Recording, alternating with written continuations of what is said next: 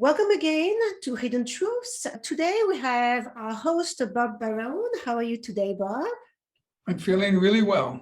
Right, so it's been a big news week, right? On Thursday, the government reported real Q2 GDP at minus 0.9%. And there are those who say the weak GDP numbers are misleading, employment is strong, and if there is a recession, it will be mild.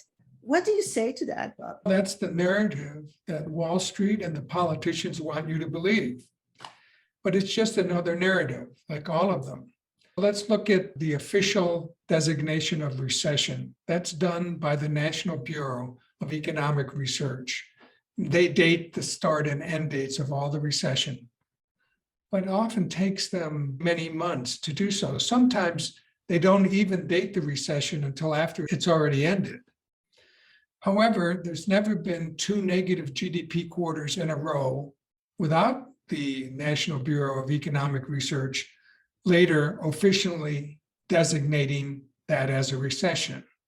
We have two negative GDP quarters, and because they've always dated the recession when we have two negative GDP quarters, it's become what is known as the rule of thumb that practitioners like myself and all the people on Wall Street use. When the White House or the politicians say that we're not in an official recession, that's because the NBER, the National Bureau of Economic Research, has yet to opine. But trust me, we are in a recession. Walmart just reported they missed on the top and bottom lines. Why? Because customers have significantly slowed their purchase of discretionary items. When Target reported a few weeks ago, same story. Both of these companies say that their inventory levels are way too high. That means they won't be buying as much from their suppliers. That's not good for the economy. However, it might be good for consumers because all of that stuff that they have is going to go on sale. Let's talk about the labor market too, because the labor market is held up as the reason why we're not in a recession. The payroll survey, this is the survey done every month by the Department of Labor, the Bureau of Labor Statistics. The payroll survey, that showed plus 372,000 net new jobs in June. Oh, that looks pretty strong. However, there's some stuff that you should know about the payroll survey. First of all, it's only a survey of large businesses, 372,000. They didn't really count 372,000. What do I mean by that? Because they only survey big businesses, a couple or 3 or 4 decades ago, the politicians said, hey, what's going on? You're not counting small business, and small business is the heart of the economy. And that's true. What did the BLS do? They didn't start counting small businesses. They did a study that showed the trend line of growth in small businesses over time. And it is true that over time, the US economy grows. What do they actually do now? They have an arbitrary number based upon this time study that they simply add to the number. In June, it was about 90,000 that they just added. They didn't count it, they just added it. And it's called the birth-death model. They really only counted about 290,000. That's what they counted. Yet we have a company called ADP, which is the largest payroll processor in the United States. So you think they know how many small businesses they're doing payrolls for. Over the last 4 or 5 months, they've been showing negative numbers for the change in small business employment. The 290,000 number that I got from the payroll survey actually is a lot less because they're not counting the negative numbers for small business. Now, small business has negative numbers because small business always leads when the economy is either expanding or contracting. It leads big business. Now, there's a second survey that they do at the same time that they do the payroll survey, and it's called the household survey. The household survey is a survey of telephone calls to households. And they ask the people who answer the phone, are you working? Are you employed? Were you laid off? Et cetera, et cetera. The household survey also produces the unemployment rate. The household survey for June was minus 315,000. Yes, minus. And it's been negative in 2 of the last 3 months. Then, if the unemployment rate comes from the household survey, why is it that the unemployment rate hasn't risen? Because it's the number of people employed divided by the labor force. And the answer is, it must be because somehow the Bureau of Labor Statistics are seeing the labor force shrink. But that's not what we see when we look at what's happening.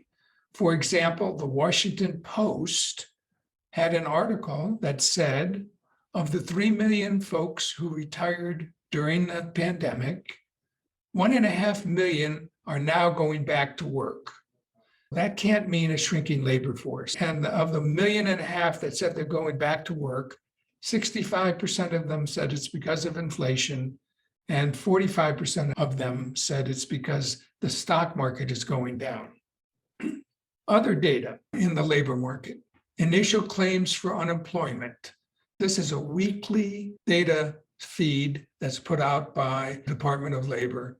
And this is people who are just first-time filers for unemployment benefits, which means they just got laid off. These have risen 90,000 from their lows in April. History tells us whenever this rises that much, actually, whenever it rises about 75,000, a recession occurs. When I said, trust me, we're in a recession, there's a lot of evidence to say that we are. So besides the labor market, where else do you see a weakness, Bob? A lot of people don't think that the housing market can go into recession, but there's some really early data that says that it can. For example, existing home sales fell over 5% in June, and year over year, they're down more than 14%. Now, existing home sales, these are contracts that were signed at least 2 months ago. The June numbers were contracts that were signed in April. Those contracts were done before we had the big up spikes in mortgage rates. That means going forward, we should see existing home sales fall even faster. In fact, when we look at new home sales, these are sales at the big companies like Pulte. They fell over 8% in June. If we look at the year-over-year number there, it's down over 40%. The home builders are not having a very good few months. If you actually look at the views of the home builders themselves, this is called home builder sentiment. They fell almost off a cliff in July. It was the biggest fall in the history of the survey.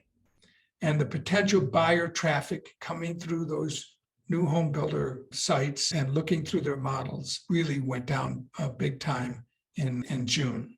Some more recent data, CNBC headline says home builders are boosting incentives because they are struggling now to sell homes. Yesterday, August 1st, CNBC had a headline that said, home prices cooled at a record pace in June. I've seen articles that say the hot markets like Boise, like Denver, like Salt Lake City, half of the homes on the market have dropped their prices. So the housing market is starting to show cracks. What about the business sector? How is that doing? We already talked about Walmart and Target a little bit. Let me talk first, before I talk about the business sector, about the consumer. University, because it's a flow of my thoughts. The consumer is a big player in the US economy. Almost 70% of GDP is from consumption. And the University of Michigan puts out a survey every month called the Consumer Sentiment Index. It's a leading indicator of what we're going to see out of the consumer going forward. This index is at an all-time low, and this survey began in the early 1950s. Besides the general index, the University of Michigan puts out an index of intentions to buy other big spending items like homes and cars and even major appliances. And all of these three indexes are at or near all-time lows. The latest reports from Walmart, Target, and even McDonald's are already showing that the consumer is about to reduce consumption. So now let me talk about the business sector. Walmart and Target, that's retail. What about manufacturing and the service sectors? The regional Federal Reserve banks all put out their own indexes about their own regions. For example, the Philadelphia Federal Reserve Bank puts out an index that shows what's going on in their region. Their index, if it's positive above zero, it means that we have expansion, and below zero means contraction. In June, the Philly Federal Reserve Index was minus 13. And in May, it was minus 3. That's 2 months in a row of negatives. Wall Street was surprised because they thought that Philadelphia index would be plus 1%, but it was minus almost 13. They also put out what is called a business expectations index. So they asked the businesses that they survey if they're upbeat or downbeat, et cetera. And the businesses were really downbeat.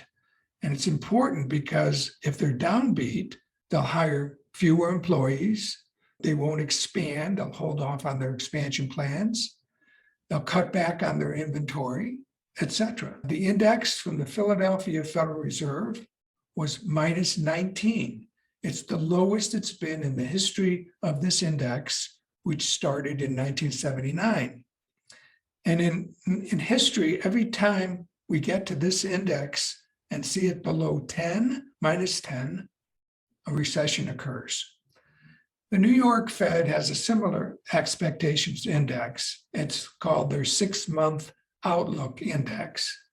It was negative in July, and only 3 other times in history has this been negative. In September of 2001 and in January and February of 2009. Everybody should remember what happened next. Recession. Very scary times. Let's talk about inflation now. You have written that June will be the peak in inflation. Can you explain why you think that? Yeah, let's break down June's CPI into 4 different categories: services, goods, food, and energy. And I have a chart of that. If you look at the right-hand side of the chart, services is shown in gold, and they rose slightly. The prices of services were up. But both the goods prices and the prices of food, which are shown in blue, they both actually fell a little bit in June. The biggest culprit in June was energy, and that's why we had the big spike in the CPI. But since that survey was taken in mid-June, the price of oil has fallen from $122 a barrel to just below $94 a barrel, closed today. That's a fall of 23%.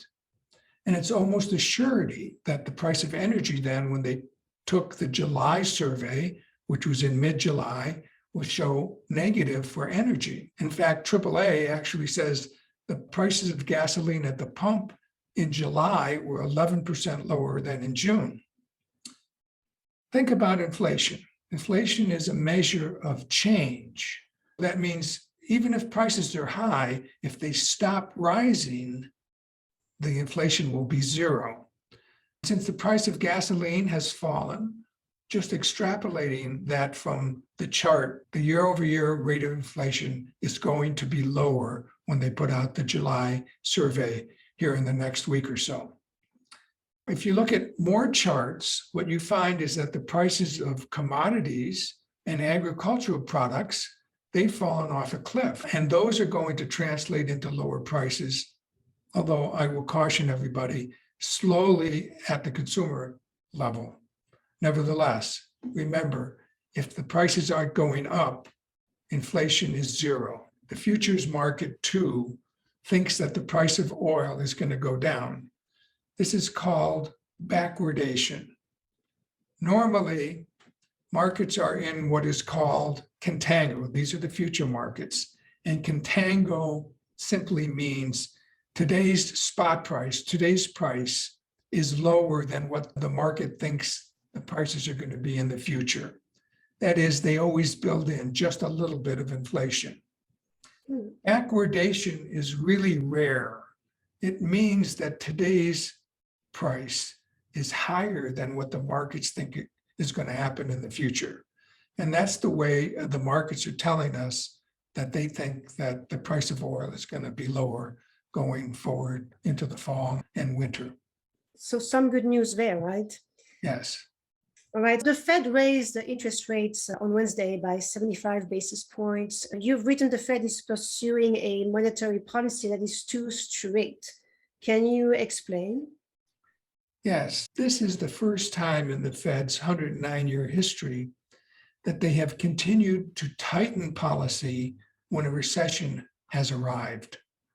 Last Wednesday, when they had the press conference after the Fed meeting, Chairman Powell said he doesn't think we are in a recession because the payroll survey is so strong. At the White House and the Treasury Secretary also put out a statement saying that there is no recession. So I explained earlier about the payroll survey and the household survey and how the household survey has shown a lot of weakness. And now we're actually seeing layoffs starting to rise at a significant pace. As I indicated earlier, initial claims for unemployment are now over 250,000, and they were at 166,000 in early April. Once we get that kind of a rise from the lows, a recession almost always ensues. Powell and the Fed itself are actually much of the reason that we have inflation. Until they had started to tighten back in March, the growth rate of the money supply was horrendous. It was many times higher than the potential growth rate of the economy. And we know from theory and from history that when the money supply grows a lot faster than the economy's potential, we get inflation. Why is it that we had the money supply grow so fast? It's because when the federal government ran the huge budget deficits in 20 and 21, it was over 5 trillion in 21, when they gave all that money to us for nothing. The Fed monetized it. That is, they didn't tax us. The Fed simply created the money. So if the money supply was growing so fast, why has the inflation only shown up over the past year? That's a good question, but it actually depends upon your definition of inflation. If you're referring to inflation in the prices of goods and services, that's a good question because they've only shown up in the past year. But we've actually had inflation in the financial areas, stock prices. What about housing prices? Everybody knows that they're inflated.